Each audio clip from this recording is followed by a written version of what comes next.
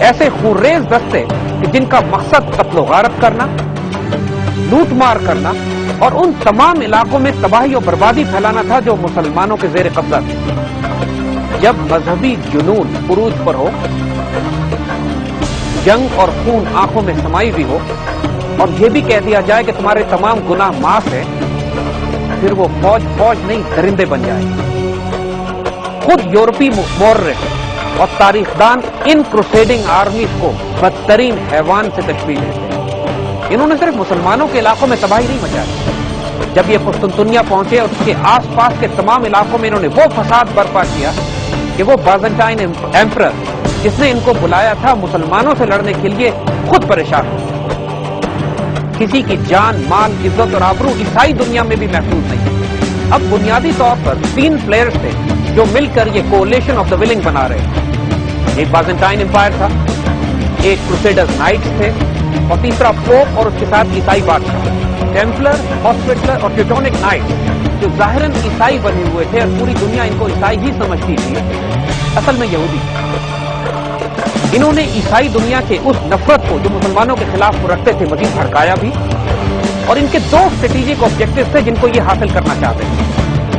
ایک آبجیکٹو تو یہ تھا کہ عیسائی دنیا کی مدد سے بیت المقدس شریف کو آزاد کرایا جائے اور یہاں پر ایک یہودی ریاست کا قیام وجود میں عمل میں لایا جائے، اور دوسرا مقصد ان کا یہ تھا کہ اس جنگ و جدل کے نتیجے میں ایک طرف یہ یورپین بادشاہوں سے پیسے وصول کریں گے کرائے کے فوجی کی حیثیت سے، اور دوسرا جو لوٹ مار کر کے یہ دولت کمائیں گے وہ دولت دوبارہ قرض اور سود پر یورپ کو دیں گے، یورپ کو اپنا غلام بنا لیں گے۔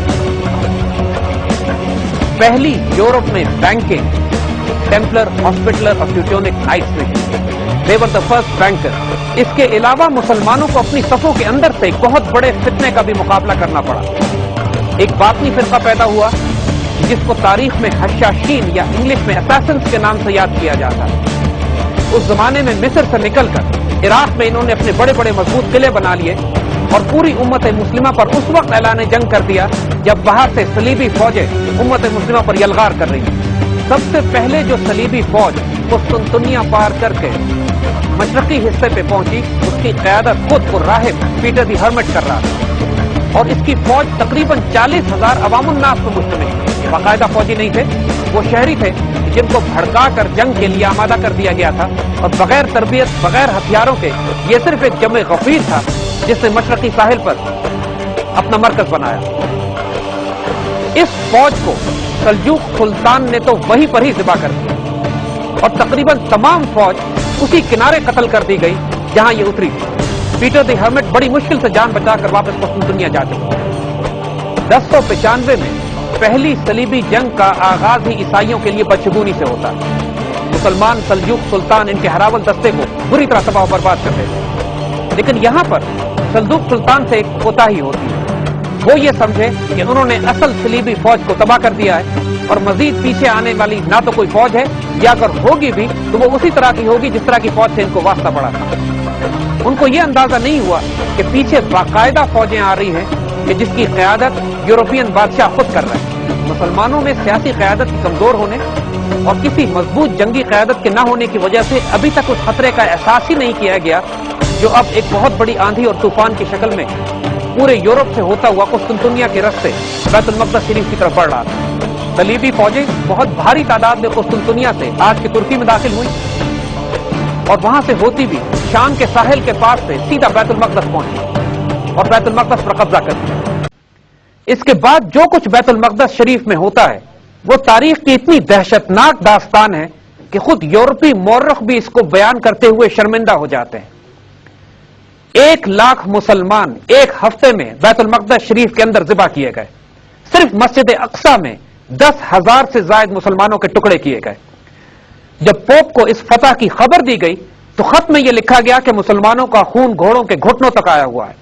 مسجد عمر میں جہاں حضرت عمر رضی اللہ تعالیٰ عنہ نے پہلی نماز ادا کی تھی، وہاں پر مسلمانوں کی لاشوں کے ٹکڑوں کی وجہ سے اور جمے ہوئے خون کی وجہ سے طویل عرصے انسان داخل نہیں ہو سکے۔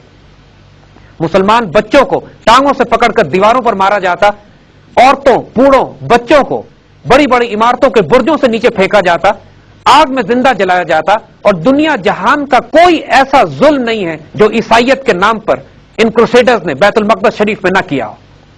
बड़े बड़े मुसलमानों के ग्रोहों को घरों में बंद करके आग से जिंदा जलाया जाता और ऐसी खूनरेजी की गई कि इंसानियत शर्म से डूब मरी।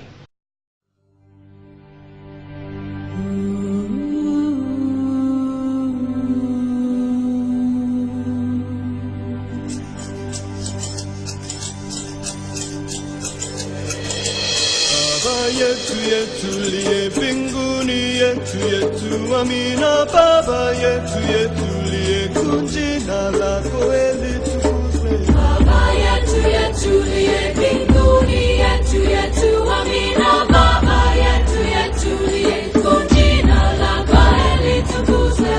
Utupe leo chakula chetu, tunachohitaji utusamehe makosa yetu, hey!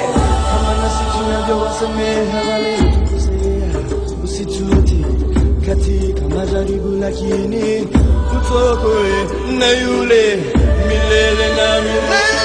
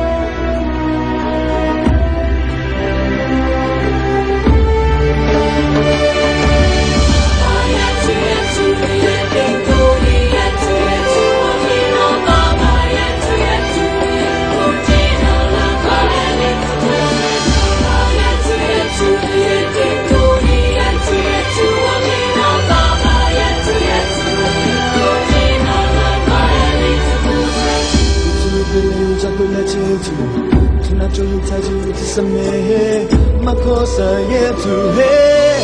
Kama nasi tunavyowasamehe waliotukosea, usitutie katika majaribu, lakini utuokoe na yule mwovu.